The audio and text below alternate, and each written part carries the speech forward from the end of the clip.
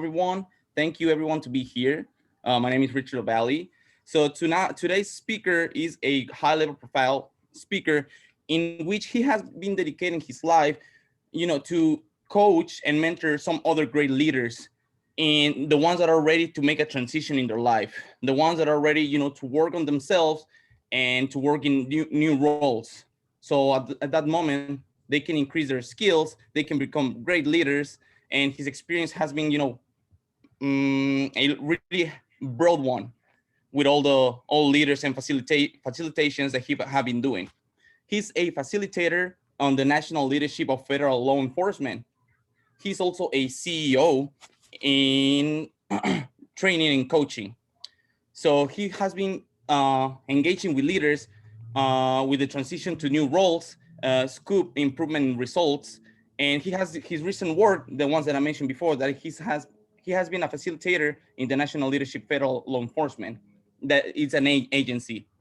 So, ladies and gentlemen, I'm so happy to introduce Mr. David Wheatley, that he's here with us. Thank you, Mr. Wheatley. I'm sorry. Thank you to be here. I appreciate you. Well, thanks, Richard. So it looks like we've got a nice intimate group, so that's always good. And when it's intimate like this, I'm all about having a good conversation. So I would expect that if people are just going to sit there and listen to me, it's going to get boring. If people have comments and thoughts, makes it more interesting. I'd rather have dialogue than monologue. So I encourage people to either just pop off mute and ask questions or throw a question in the chat box based on anything that I'm going to talk about tonight. So, and I appreciate the introduction. As Richard said, I've been coaching and teaching leadership for 25 years. I'm based in Kalamazoo, Michigan, which is a little bit later than you, as you can see from the no sunlight outside my window, but and also has a foot of snow outside. So I think most of you are in California. So snow is the white stuff that shows up in further north of you, or when you go to Nevada for a vacation. I'm originally from England, a place called Leeds in the UK. If you're a proper football fan, you may be familiar with Leeds this season because we made it back into the Premier League for the first time in 16 years, much to my relief. But I've been over in the States for 25 years. I married a Yank 30 years ago, and so I've been grounded here in Michigan. I do get to do work all over the place. In fact, I was in California 4 times last year, for those that are out there, and actually in LA, Burbank, and looking forward to another client that I'm going back there this year. But I've also worked with the People's Police of Vietnam in Vietnam and in the UK in some different companies and all over the US and Canada as well. So the reason that you've probably heard Richard talk about law enforcement in my work is that my first career, I actually spent 5 years with Scotland Yard, and just under my just down here is my Bobby's hat from that time. I don't know if that looks familiar to anybody, but in London, a Bobby, a police officer, would wear a silly hat like that, and that's mine from my time as a cop in London. Since I went into leadership development, I have had the opportunity of working in law enforcement of this country all the way up to including coaching the director of the U.S. Marshal Service. So these days, and in a diverse climate, that's not necessarily a badge of honor to wear, working with law enforcement. But what I find is that if you don't work with the people who need the leadership help, then they never get the leadership help. And so I'll work with pretty much anybody that is looking to make themselves better. So I have a few slides that I thought I'd share and just work folks through in terms of some tools that came out in a book we published last year. And I will share this deck as well when in a little while in the chat. So if there's anything that you see that you say, oh, I wish you'd send me that, I am going to send you that. So don't worry about trying to write it down or catch it out or anything. We just don't have business job titles in our office particularly. We tell people that they need the title that they need to get the work done. So if you want to call yourself the vice president because that gives you an opportunity to get some work done, then so be it. You're the vice president. I jokingly once thought I was going to put on LinkedIn, that I was the chief humility officer, but I realized that not many people would get that because that's my attempt at humor. And so I keep coming down to this chief question asker, because I think most coaching is not about what you're teaching or telling people, but it's about the questions you ask. And I want to set some things up and ask you a few questions tonight as well. So the first thing is that I was talking to Alexis at the beginning. I believe that leadership is not about the title, the rank, the points you've got, the size of your desk, the size of the brass plaque, your office, or anything like that. Leadership is about the choices you make on a daily basis. And we all make choices that influence and impact other people. And they are what I would call leadership choices. And we've plotted leadership choices on a few continuums. This first one that you see is what we call the focus of care. So where's your focus of care? And does that go, is it aimed at yourself, or is it aimed more at the greater good? Which of course includes yourself, but it also includes the network of interconnections that you have with other people. And so this idea of the focus of care says that you can either walk on what we call the green path, which is when I make greater good choices, or the red path, which is where I make self-focused choices. And you can probably think about choices you made today that have been choices that have been very self-oriented, potentially at the cost of others, and choices that have been more greater good focused, where you take into account the natural connections that you have with other people. Does that first continuum make sense to folks? I see some nodding. Yep. So then we said, well, there's not just one continuum, there's more to it, to leadership choices than that. There's another continuum, which is what's my level of commitment to the choice I'm making? And so if you think I can orient to a greater good choice, but then also have a low level of commitment to it, or be more comfortable, a commitment to comfort rather than impact. And so when we break it into these two, we end up with the focus of care and the level of commitment, and where my commitment is based on a commitment to comfort, where it's easy for me, or a commitment to impact, where I'm doing what is right for us all to get to a result. And that gives us four choices. And if you look in the bottom right-hand corner, a destructive leadership choice is a high level of commitment to impact, but self-focused. And so you've probably all seen or experienced that somewhere. And it doesn't have to be the leader comes in and throws chairs and tables around. That's, of course, will be obviously somewhat destructive. But sometimes it's as much as you're in a meeting like this, and the person who's supposed to be leading the meeting just suddenly goes, hang on a minute, and gets distracted by what's on their phone at the cost of the people in the meeting. So if you think about it, I'm highly committed to what's on my phone, which is my impact, and it's all about me at the cost of the people I should be working with. And so that's what we might call a destructive choice. So and then we end up with a commitment to comfort and self, which is a passive choice. It's where I take the path of least resistance. I do what's easiest for me. And you quite often see this when somebody asks for volunteers. So can somebody help me clean up or something like that? You suddenly find that everybody's busy looking somewhere else because nobody wants to be involved in that. Nobody wants to step up. The folks that we have in the room here, it seems like you're stepping up and trying to make a difference. So this is probably an unfamiliar quadrant for you. The more familiar ones tend to be in the top half for people who are dynamic. The people who choose to spend their evening in a leadership conversation, you probably get more of this top half because you're focused on the greater good. And whatever your greater good may be, that interconnectedness, that even if you're going with a place of comfort, you can be productive. You're going to help us succeed.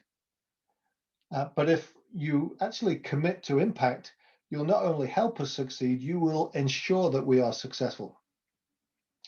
And this was interesting. We developed this a number of years ago, and I found that, I don't know if we have any soccer players amongst us, but it has they kicked a ball around the soccer field, but that's my background.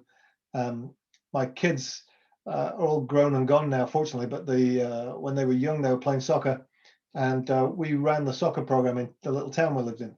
And I would find that when I'd finished coaching and finished reffing, and my last job was to put the nets in the shed, I would see all four of these choices play out on the sidelines amongst the parents of the other kids. Because there'd be that one parent who was coming towards me, finger already cocked and loaded, ready to give me the full benefit of his or her opinion as to how my last call as a referee has just destroyed their 6-year-old's chances of playing in the next World Cup. And you're probably all familiar with that kind of person who makes that destructive leadership choice. Then there'd be those people that would see that there was things to be done, but they were busy breathing or something, tying their shoelaces, and were never able to help. And they're making a passive leadership choice. Sometimes I'd say, can somebody help? And they'd volunteer, making a more productive leadership choice. And then rarely, but occasionally, I'd blow the final whistle. I'd look to the sidelines and notice none of the parents were there, but then turn to the goalmouth and realize one of the parents, knowing that the last thing to happen for us all to be out of there is for the nets to come down and go in the shed, had already arranged the parents to start taking them down. So making a transformative leadership choice. So simple as that, just around a soccer field on a Saturday morning. The interesting thing of that is, though, 2 weeks later, when you go to the community picnic and you see those same four people, guess what choices they were each making?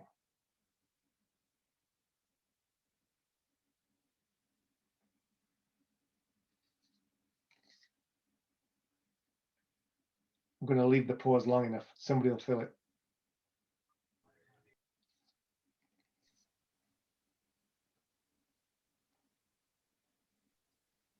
Is it a destructive choice? Well, the people who would normally make the destructive choice, we found were actually making a destructive choice again, because we tend to fall into a pattern of choices. So there's one quadrant that we have a tendency to fall into more often than the others. So now I've said that, you're looking at these four quadrants differently because you're thinking, oh, I wonder which quadrant people see me falling into more often than the others. And it's not unusual for it to be the bottom left. And then that gives people a bit of a shake and says, okay, I need to do some things differently.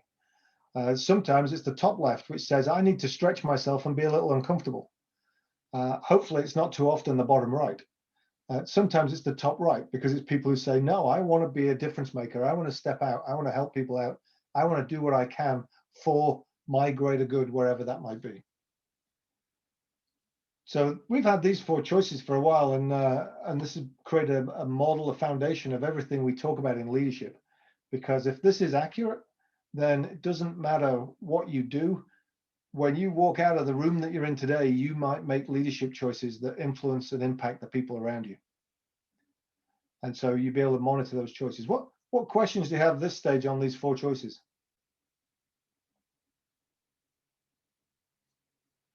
What was the question? Sorry. The question was, what questions do you have about the four choices so far?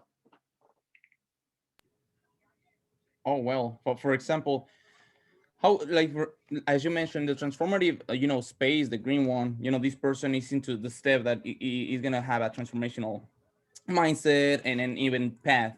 How easy can someone in transformative, choice step in the leadership, choices, how easily this person can fall down into destructive once again? So good question. So right here is, if you're making transformative choices, you're highly committed to the greater good, then how easy can you drop down into the destructive choice? That's a good question. And what we find is that a lot of the time, people who are making what they believe to be transformative choices can get frustrated when people aren't doing the same level of thinking. And then we have a choice again. So the choice is, do I stay with the greater good and my commitment to impact, or do I join them in the bottom right hand quadrant and just go on a death spiral of what I would call red path choices? And that's not unusual to see, where somebody pushes and somebody else pushes back. And then all you end up with is two people pushing harder and harder at each other. And there's a zero sum gain out of that, because they're just pushing harder and harder. What we're talking about here is, if you truly see the greater good and you're committed to impact, you'll make the transformative choice no matter what anybody else is doing. And this is the idea of, there's a couple of great quotes. One of them is, the great leader is the person who does what's right no matter who's watching.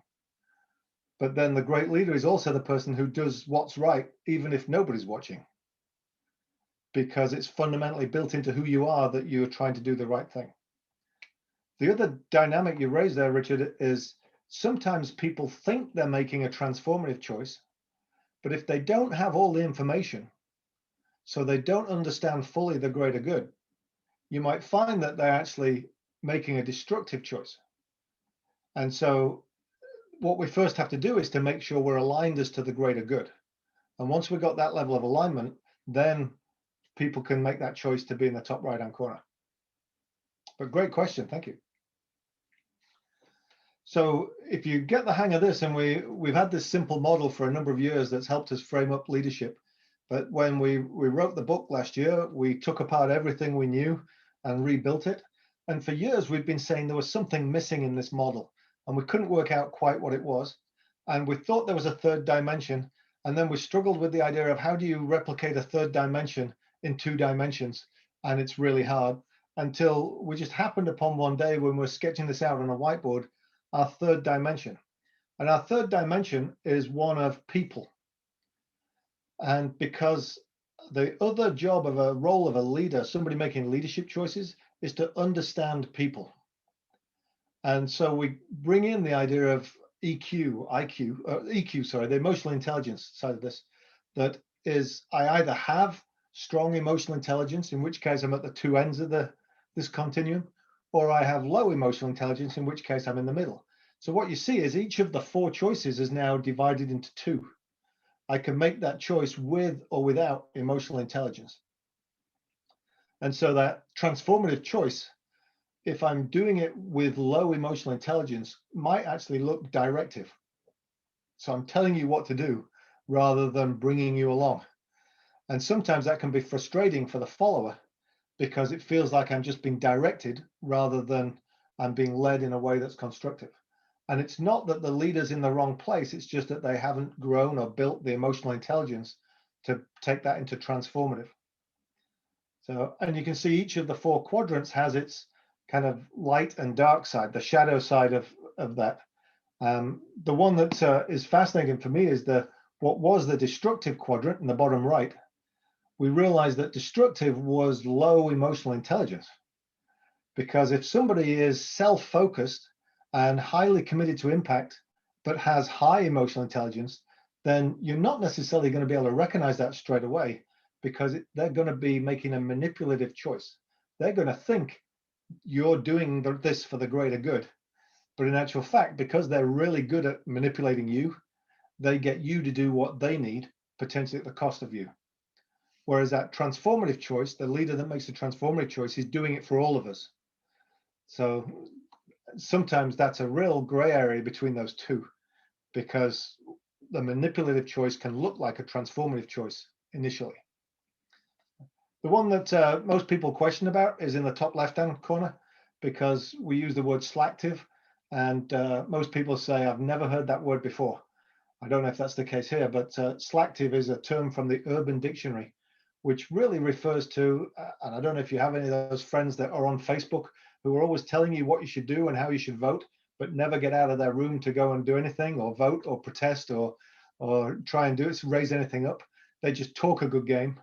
So they understand the greater good, but they don't necessarily have the follow through or the people skills to be able to go out there and make a choice that influences other folks.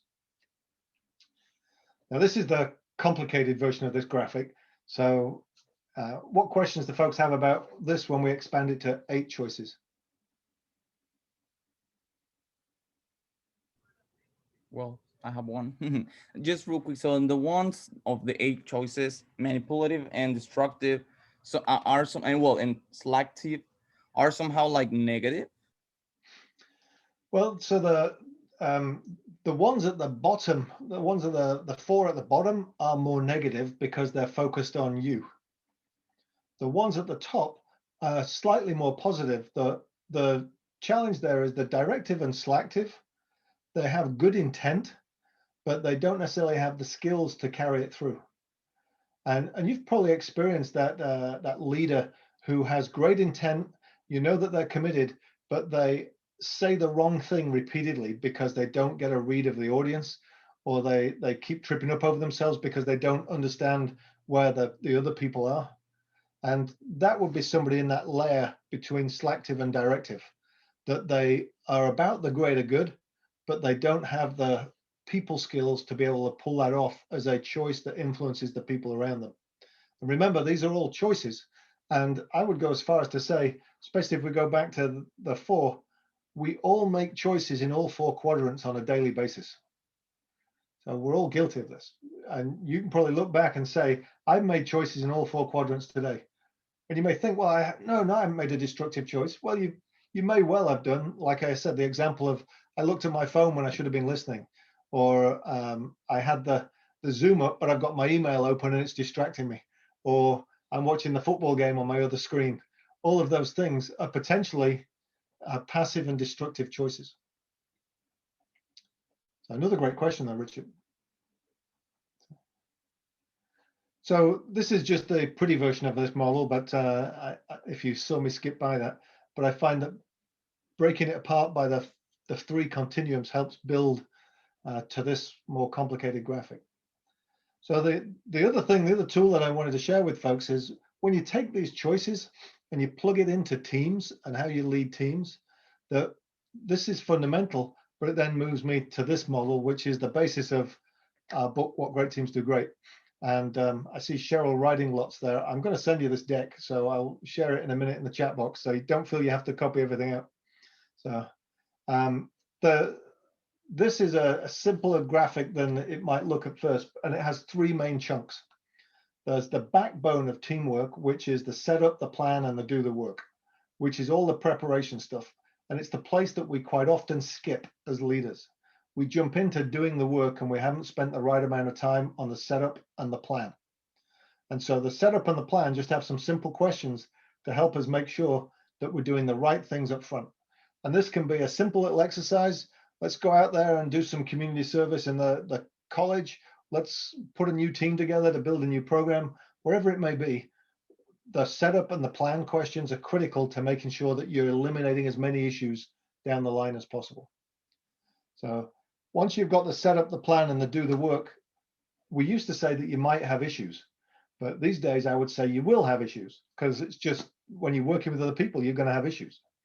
And those issues then can be resolved in two ways. And you see the reflection back to the red path and the green path here from our first choice, the self versus greater good. And you see some behaviors in here that are evidence of I'm either on the green path or the red path. And so if I'm blaming, I'm attacking, avoiding, ignoring, accommodating, we've even added some more. If I'm making excuses, or I'm deflecting, or I'm whining, they're all what I would call red path choices. I'm laying a brick on my path that is red, and that's all about me at the cost of the team.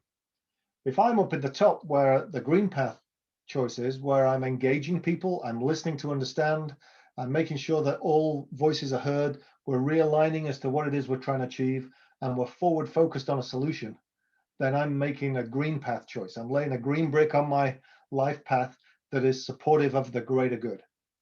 And so that's the second piece. We've got the backbone, we've got the choices, and then we've got the learning cycles. And you'll see that there's three learning cycles. The discipline cycle, which again is something people quite often miss.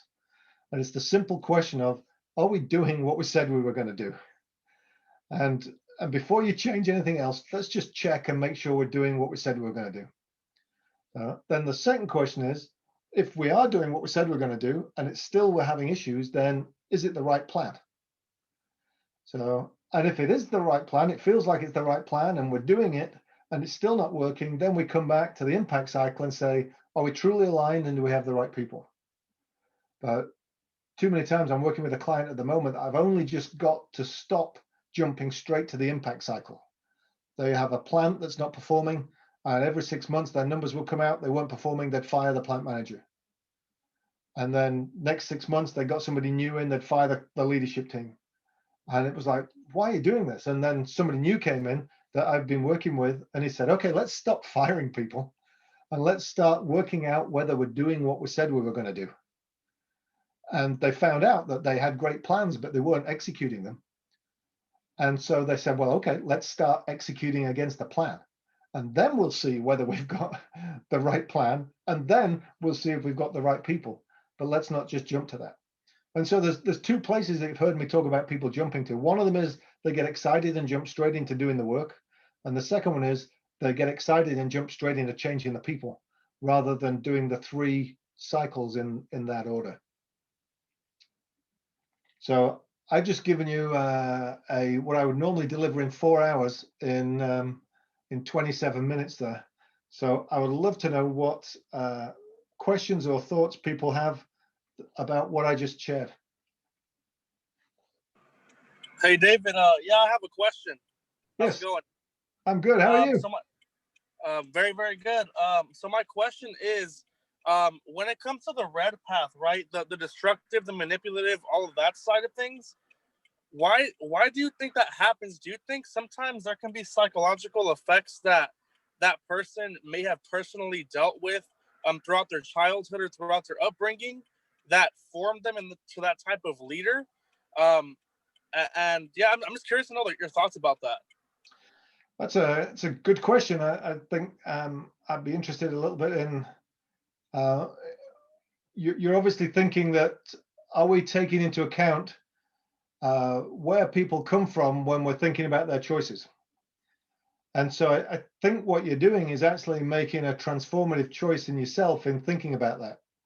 So and I'll give you a great example that we wrote this book. I've got a nice copy of it here. Wrote this book last year. We published it in April and said, this is our book about what great teams do great. And then I had the opportunity to do some work with our local United Way. And United Way around here in Kalamazoo and Battle Creek is doing some wonderful EDI work. And one of their EDI leaders took me to one side one day and said, David, we really like your book. It's got some great concepts and some great tools in here. And I'm thinking, great, that's wonderful. And then she said, and it's missing something. And we said, okay, what's it missing? And he said, it's missing anything to do with the dynamics that happen around race and power. And I said, oh, shoot, yeah, you're absolutely right. We haven't touched on that whatsoever. And so she and I had a deeper conversation about it. And we actually ended up sketching some things out. And then I talked to 2 or 3 other EDI people that we work with. And my co-author and I, Christy Barrett, we sat down and said, let's take all this information and plug it into what we see. And let's write a chapter 9. Because there's 8 chapters in the book, but there was a need for chapter 9. And we're talking about July last year. And so you can see even more so why there was a need for chapter 9. Because especially in my work, I had a lot of white leaders in mostly white companies that were trying to deal with George Floyd, and they didn't know how.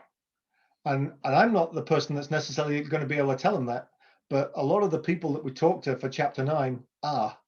And they were able to point them in a direction and say, no, we need to be having this conversation because it's critical if you want to be a great team. And so if you happen to have a copy of my book, so What Great Teams Are available all good bookstores, but chapter 9 is actually downloadable from our website.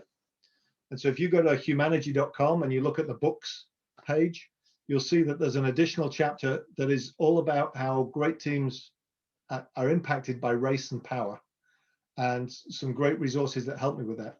But Angel, you're raising that up, not just from the race perspective, but it could be anything. What has been my upbringing that got me to that point that makes me make a destructive choice? And that's why I pushed on when Richard asked the question earlier. Just because I see somebody who seems to be making a destructive choice doesn't mean I pigeonhole them. Because if I pigeonhole them in there, then I'm making an equally destructive choice. If I'm making a transformative choice, then the first thing I'm going to do is see if they understand the greater good the same way that I do. And so we're going to sit down and have that alignment conversation. And if you look back to the What Great Teams Do Great model in this top right-hand corner, we're talking about having a caring, honest, and direct conversation. We're talking about listening, engaging, aligning, learning, and coordinating. So if we're doing those things, we find out why it is that somebody's behaving the way that they are.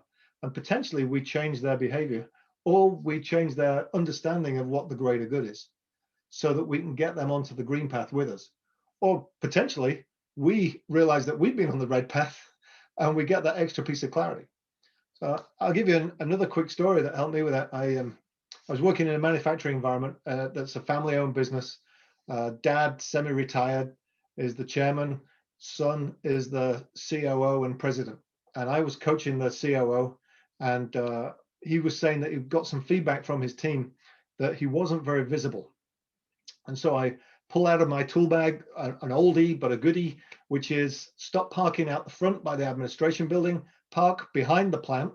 That requires you to walk through the plant at least twice a day, increases your visibility, and you've not really done anything. And he says, genius, great, I'm going to do that. And so I go away thinking I've earned my money this month. And I go back there next month and I see his car parked outside the administration building. And I'm thinking, oh, that didn't last. So we're going to go back to, did you do what we said we were going to do? And I walked down to his office and I said, so I see your car out front. He says, oh yeah, my dad wants to talk to you. And it's like, okay. So I wander down the corridor to talk to Dad, and I walk into Dad's office and says, oh, you're here. I've got a bone to pick. And I'm thinking, what have I done wrong here? What have I done? And he says, nobody tells me or my family to park behind our building. And at this point, just out of interest, at this point, what are you thinking about Dad?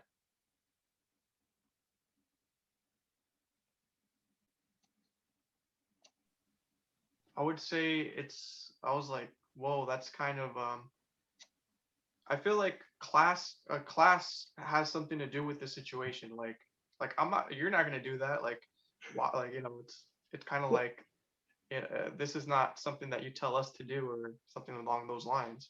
Yeah, usually when I tell this story at this point, somebody says they seem like an entitled jerk.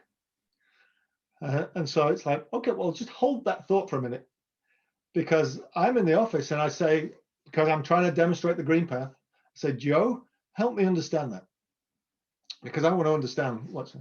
And he said, people have told me in my past that I had to use the back door. So nobody is going to tell me I have to use the back door of a building with my name on it. So now your pitch has changed, because you've gone from what you thought you were talking about to this guy was Louisiana-born African-American who raised himself by his own bootstraps and eventually started his own company with his son.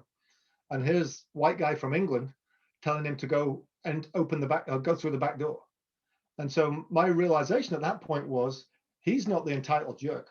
I am, because I wasn't understanding what that dynamic was.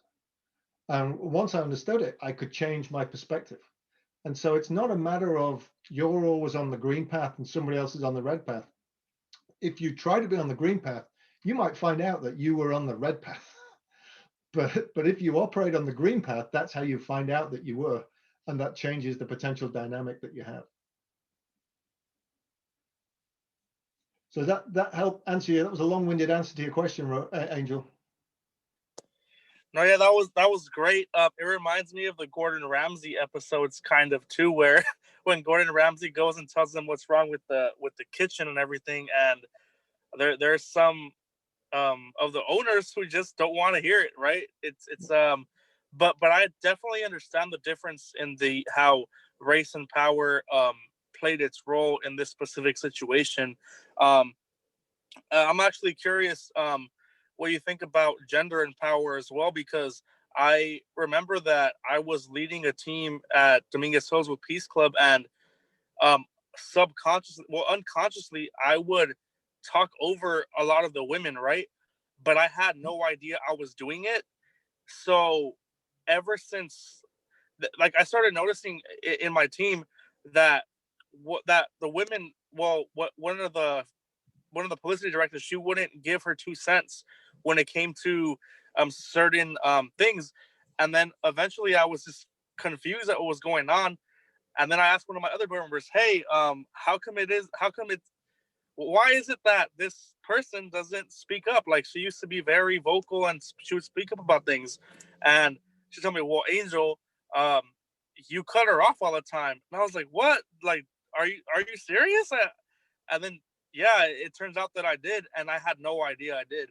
So it's very interesting to come back to a different environment. Well, I love that story because of all the different choices that you lay out there. So you make a choice that you think is you're engaged and part of this, and you're enthusiastic, and so you think you're on the green path, but other people are seeing you being on the red path because you're talking over them. Now the fact that you then said, help me understand, because I don't get it, suggests you went and laid a green brick that time. You're on the green path. And somebody else was green enough to say, I'm willing to tell you this in a caring, honest, and direct way. And sometimes that's hard. Angel, I care enough about you to tell you you were a jerk. That's kind of a hard thing to do, isn't it? But that somebody was willing to do that in a way that they cared about you. And then you cared enough that you were willing to say, take that on board and say, oh, wow, I just learned something about me that allows me to make a better choice in the future. So you could be talking about, and you mentioned it earlier, some kind of class, race, gender, difference, all kinds of differences, any ism that you want to put in there. And if you don't take it into consideration, you're definitely drifting towards the red path. If again, you look at the green path, caring, honest, direct, engaging, sharing perspectives, forward focused on a solution together, is bringing everybody into the same spot. But yeah, it goes back to those choices again, fundamental choices of I want to try to be in that top right-hand corner as much as possible. And I also, in trying to be there, have to recognize that other people might be able to see flaws, and I have to be open to that so that I can stay in the green path. The picture we paint in the book is, if you imagine every choice you make, you lay a brick on your life path, then what you should be aiming for is to look back along your life path and the winds that it takes, but see a green path. Now, it might have the occasional red brick on it, but if then you immediately surround that with green bricks, then that red brick will not be as obvious or as visible, because it will look like a green path. And we all lay red bricks, but then the challenge of then surrounding them, like you did, with green bricks, it overshadows, it overwhelms the redness of that single choice that you made. Great questions. What other questions do folks have? Cheryl, I saw you come off mute. I did. I saw Alexis come off too, so I didn't want to jump over him. Yeah, thank you so much. I have a question for you, and I apologize for being late, so hopefully you didn't already cover it. I learned pretty early in my career a phrase, the team equals one, and I learned it in a very engaged environment. So it was a hard lesson for me. And I'm just curious, that was, a decade plus ago. I'm just curious what your thoughts are about the team equals one, and how that kind of plays into the work that you do, if that makes sense. That's it's interesting, because I'd have to understand what did they mean by that. So the other little blurb that was given to me is the team can only be as strong as the weakest link. Right. So short version, we were engaged. I think I was coming out as a leader. I was not in management, so I was more of the coach leader. And we had 5 people that were fairly unhappy, and I thought I'd try to do something to fix it. And it kind of fell apart. And one of the consultants that came in to kind of repair the whole thing. So this is a cross-functional team, but everyone was pretty unhappy. She said, what you did was great, the green, but from the standpoint of you trying to do it, the team wasn't ready for it. And she made mention that the team equals one. You're only as strong as your weakest link. So, literally it became just like a shouting match. It was just a bad scene. Yep. So I just was curious, with your finger on the pulse of what's going on now, if that's a thing, or how that kind of comes to full when you look at the full team. How does that play into the model that you mentioned that you're outlining? I appreciate that explanation, and just by the way, I've put the slide deck into the chat box. If you haven't already seen it, you should be able to download it from there. Let me know if you can't. But if I go back to this for a second, because I like the way you framed it then, that and right back at the beginning, when I look at this continuum, that or I'll go to this one, because if I think I'm making a transformative choice, so in your example, you're going in there and you're trying to make the team better. So I believe I'm making that transformative choice, but then I don't have the full picture. that can actually look like I'm making a destructive choice to everybody else. And so the first step of any transformative choice is, do I understand what the greater good is? And I use a simple tool for doing that we call a stakeholder map, which is the idea of putting the issue in the middle and then creating a little line bubble off for every stakeholder that might be involved in this choice, and really bashing my brain to think of them all, and then trying to get into their shoes and thinking, what's success look like for them?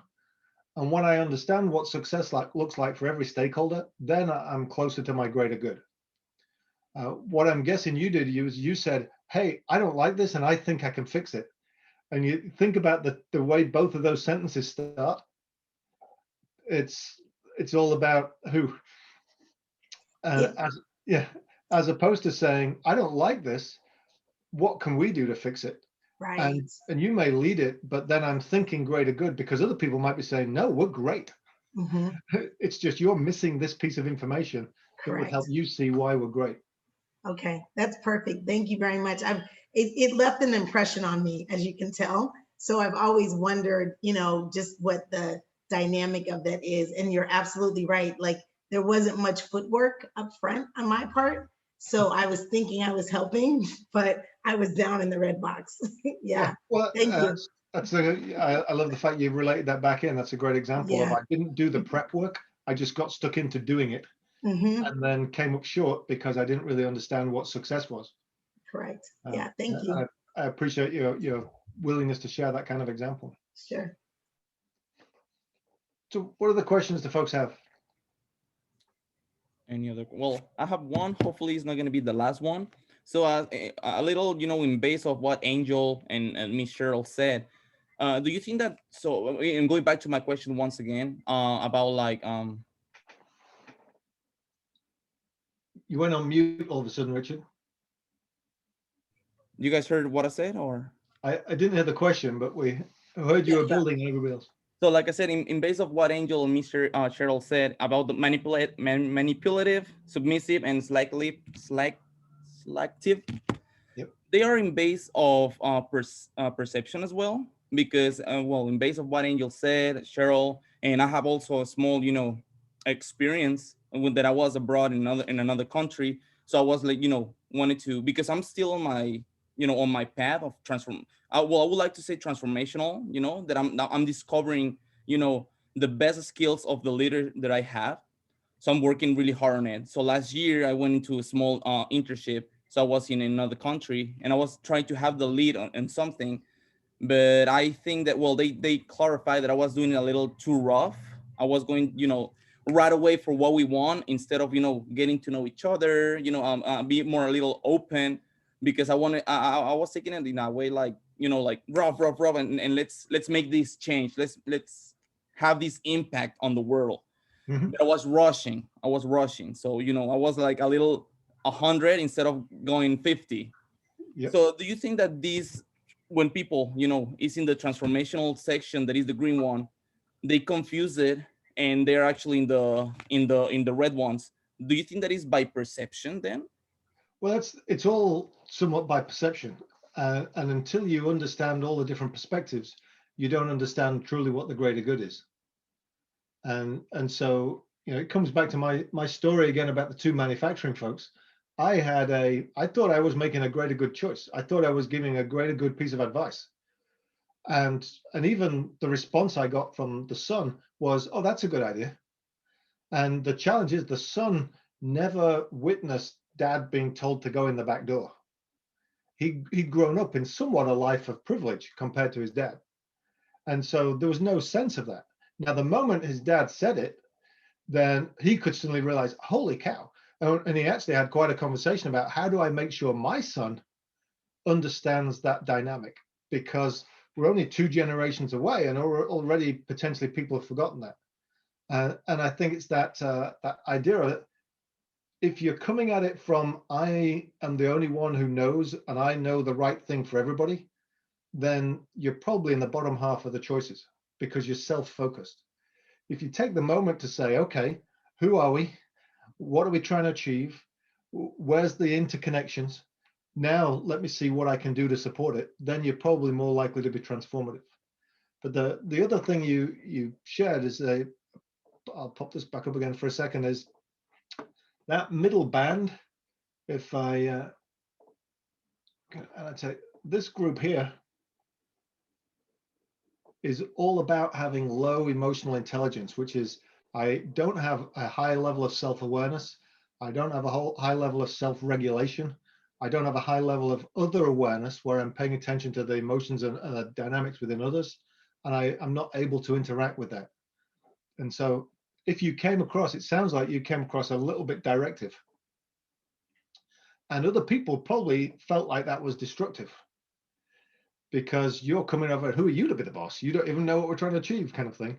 But I love your realization of you went in like that, you got the feedback, and you're trying to grow that piece of your toolbox, because next time you go into that situation, it's not that you'll step back, it's that you'll pay more attention to the other people, which is what emotional intelligence is all about. And so you start to go from here up to this box just simply by building my emotional intelligence. It's funny, when we first did this, I shared this graphic when we first added it with a client of mine, and he said, wow, this is kind of profound, because yesterday I made a decision for the organization and I thought I was here because that's where I want to live for the organization. I truly want to be there. He said, but actually, I don't think I'm always as good with the people as I think I am. And so I think it actually came across as down there. I think that's where I actually really was. And I later got to speak to some of the people that worked with him, and they said, it felt like he was down here. And so this thin line here as well between, if somebody is being directive, even though it's for the greater good, can sometimes feel destructive because people aren't as tuned into this, which is the most important thing on here in my mind, is if I understand the greater good, I can do something. And whether that's in a passive way or a more impactful way, I can do something. So that's step number one, is do I understand the greater good? Step number two in my mind would be, is do I understand the people and how I work with people? And then step number three is, am I willing to take the risk and step out there to focus on impact, not just what's comfortable for me? Great questions from everybody.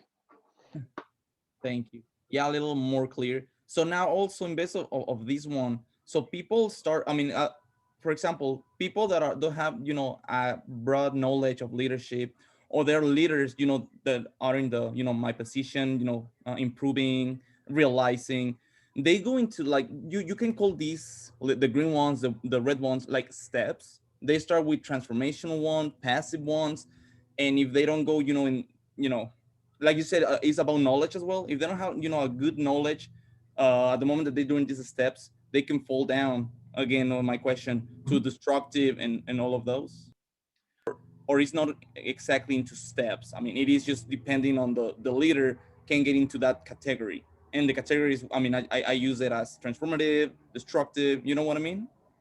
Yeah, I think you're somewhat answering your own question there as well. It's not steps, it's a choice. And if I think about that choice in the ways, every single time I make a choice, I'm landing somewhere on this chart.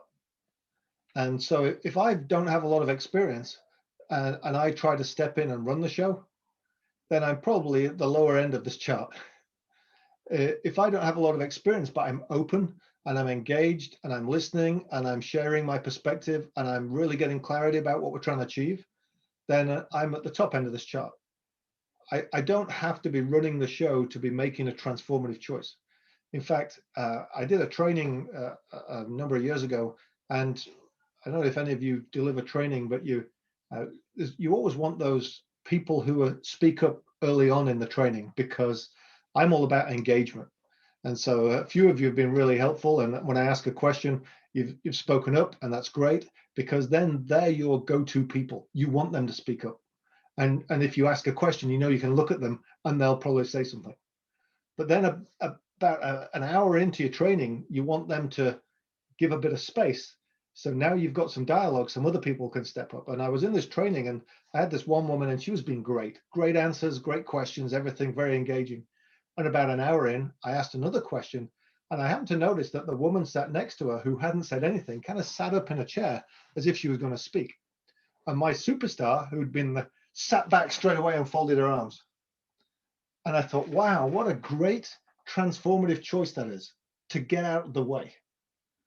And you think about that, you're saying, so getting out of the way is a transformative choice. How's that? Because it's the greater good that more people are engaged. And that was somebody who was so switched in to the team, to the dynamic, to the greater good, that the moment she saw somebody else wanting to speak up, she got out of their way so that she didn't step into in any way or that there was any issue.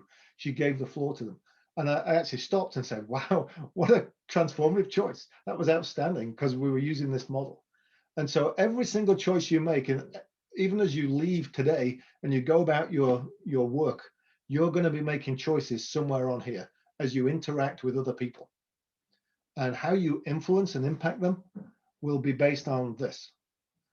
So that how I go downstairs now to where my wife's redoing the basement and interact with her is going to be on here somewhere.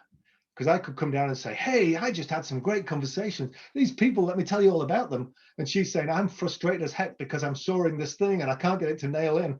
And I'm not paying the slightest bit of attention to her. It's not going to go well. So if I go down and I read the room better and I understand that, I'd love to tell her about the great people I've just been talking to. But I also want to make sure I understand where she's at because we are a team, that I'm more likely to be in the top right of this in that interaction. And it means that we're more likely to be successful as a team. Amazing. Yeah, Well, I like that one. I like that one.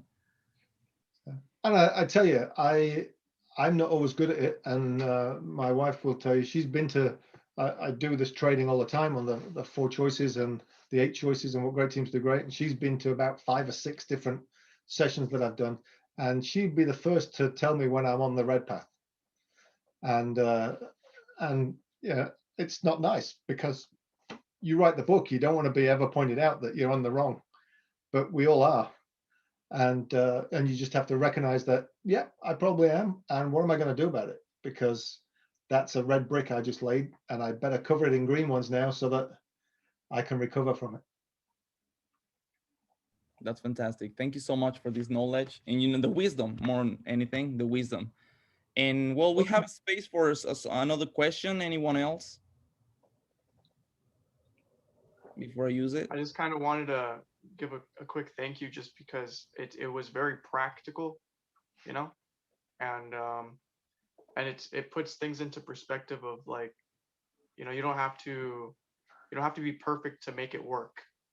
You know? Exactly. Well, I love really cool. You don't have to be perfect to make it work, but you have to work to make it perfect. And that's the work that we're doing here is I'm going to be willing to keep working and make better choices. Gotcha. So don't stop halfway is what you're saying. Keep going. Exactly. Yeah, you were halfway to a great quote there, Alexis. Gotcha.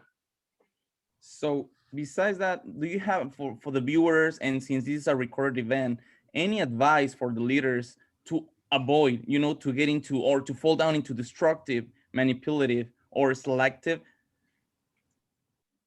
So I guess the biggest advice on the back of what we've been talking about today is don't get in your own way.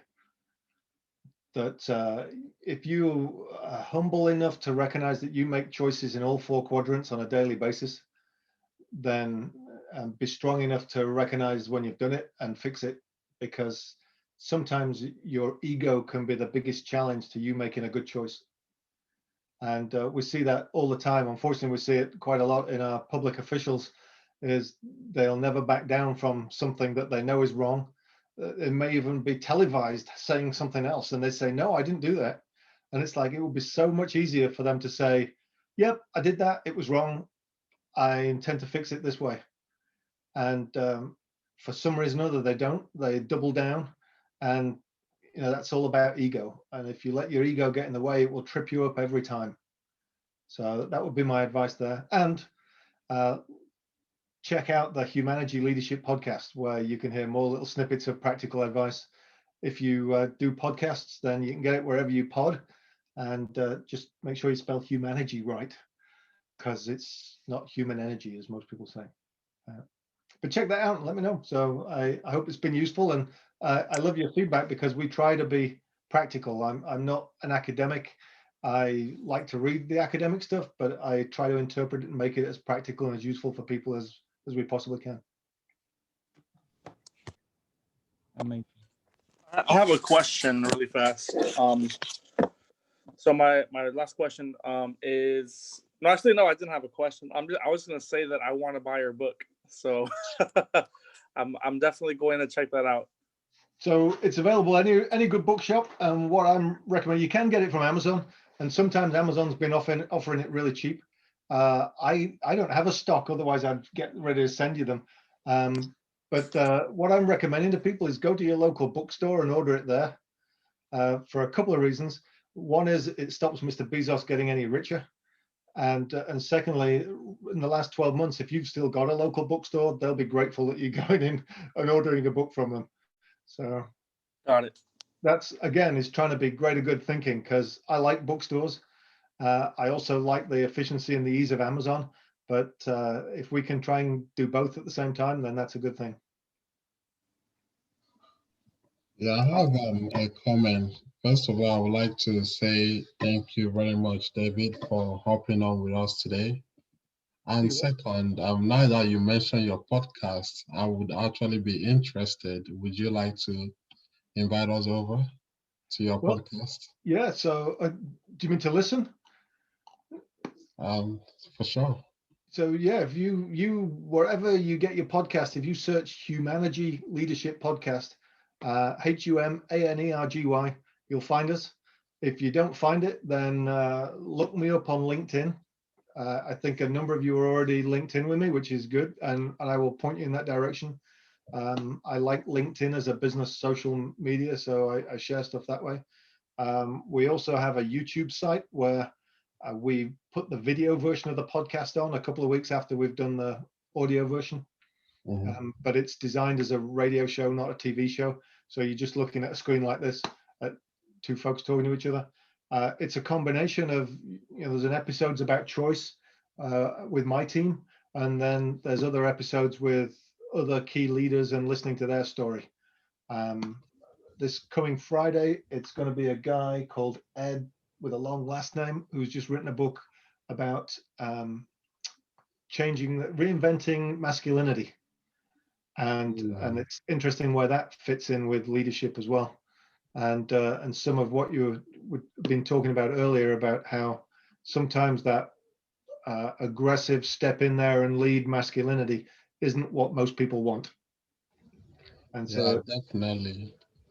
Yeah, we should actually have a podcast together. Let's have a session together. We should have a chat together about, yeah, you come up with a good subject, we'll book those in. I've got a few in the bank at the moment, but I'd love to have a conversation about the work that you're doing out there. So we'll put that on the list. Yes, let's do it.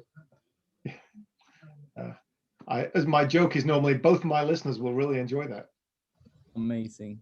So thank you so much, Mr. Wheatley. That was really amazing. A little speechless. The only thing that I can say is like I learned a lot, and that was fantastic. Thank you so much. And unfortunately, this is the saddest part of the day. It's already 5 p.m. and we gotta say bye-bye.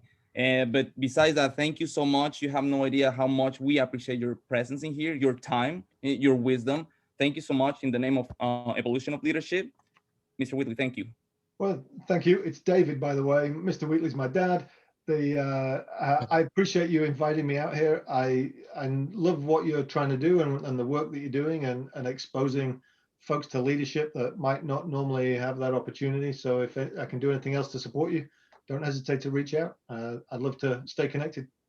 Perfect. Thank you, Mr. David. Thank you.